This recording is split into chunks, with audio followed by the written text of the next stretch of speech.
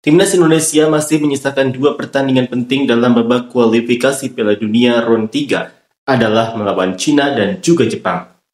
Penampilan Timnas Indonesia sekarang ini memang dinilai cukup menarik karena mereka bisa meramaikan persaingan perebutan tempat ketiga dan keempat, atau bahkan jika mampu mendapatkan kemenangan dua laga terakhir, mereka bisa saja menyegel peringkat kedua.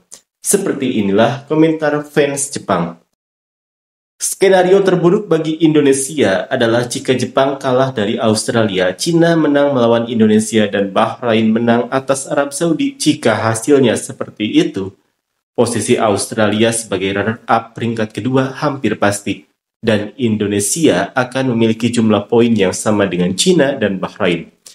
Pada pertandingan terakhir, jika salah satu dari Bahrain atau Cina menang, maka mereka bisa mengamankan posisi di 4 besar, sedangkan Indonesia akan dipastikan tersingkir jika tidak menang melawan Jepang. Ada sebuah tim yang kalah telak 0-4 di kandang sendiri dari Jepang, padahal Jepang hanya menurunkan pemain-pemain yang kelelahan akibat perjalanan jauh.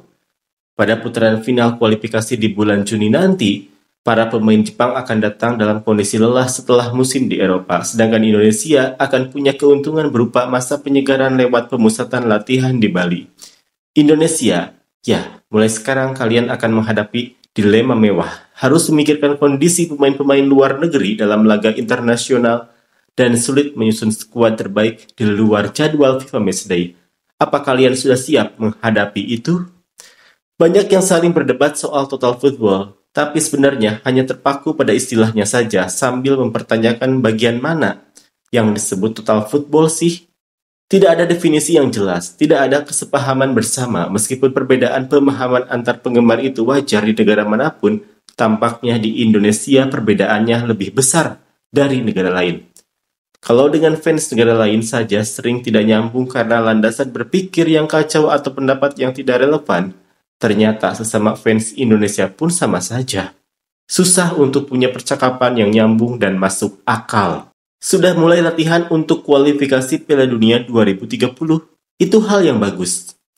Kelemahan tim Indonesia terletak pada kerjasama antara pemain dan pelatih, yang terbukti dalam pertandingan melawan Cina dan Australia. Setidaknya, jika mereka bisa menutupi kelemahan yang terlihat saat berlatih melawan Cina dan Jepang di kamp pelatihan, dan meskipun sulit karena lokasi pertandingan yang pindah dari tempat netral ke Timur Tengah, mereka setidaknya bisa melaju hingga babak keempat. Masih ada yang berpikir bisa mengalahkan Jepang pada titik ini? Itu sangat menakutkan. Mereka benar-benar orang yang bahagia. Pertandingan melawan Jepang sepertinya akan sangat keras. Mereka mungkin akan bermain kasar untuk menang. Jadi kita harus berhati-hati. Pertandingan melawan Bahrain sudah cukup kasar, dan dalam pertandingan melawan Arab Saudi, Habder bahkan melakukan tendangan salto. Mereka sepertinya orang-orang yang bebas dari stres, tapi kalau kalah mereka akan menangis dan mengeluh dengan gejala gangguan fisik dan mental. Biarkan saja mereka melakukan itu. Benar, yang paling menakutkan bagi Jepang tentang Indonesia adalah peringkat FIFA mereka yang rendah. Rasanya cukup mengejutkan melihat ada yang merasa bangga pernah menjadi koloni Belanda. Saya merasa kasihan dengan tentara Jepang yang terlibat. Pemusatan latihan sebenarnya menjadi ancaman. Ya, Cina juga kemungkinan akan melakukan pemusatan latihan di Indonesia. Sebelum pertandingan melawan Jepang, Cina mengadakan pemusatan latihan selama sekitar 2 minggu. Tapi hasilnya, pemusatan latihan sekitar sebulan sebelum pertandingan internasional, pertandingan tandang melawan Jepang, ada sebuah negara yang berada dalam situasi yang sama, melakukan hal yang sama, dan dihajar habis-habisan dengan skor 7-0. Oh, negara itu juga sempat ribut soal naturalisasi pemain ya. Semoga pemusatan latihannya menjadi lebih bermanfaat. Sepertinya Cina akan menang lagi ya. Ada beberapa pernyataan yang cukup menjijikan. Meskipun hanya bercanda, ternyata memang tingkat pendidikannya rendah ya.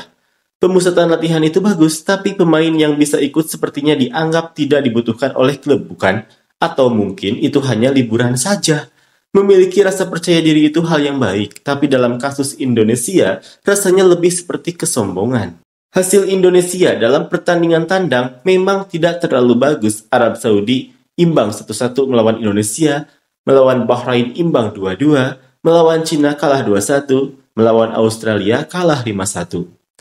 Katanya Jepang itu lawannya agak sulit, tapi prediksinya minimal imbang atau bahkan 4-6 poin. Itu jelas bertentangan dan enggak masuk akal. Sudah lupa ya, waktu kalah 0-4 di kandang sendiri. Apa mereka lupa kalah 0-4 di lapangan seperti padang rumput itu di tengah hujan deras? Kali ini pertandingan akan dimainkan di lapangan yang dirancang khusus untuk permainan umpan cepat super cepat ala Jepang. Mereka sadar enggak ya?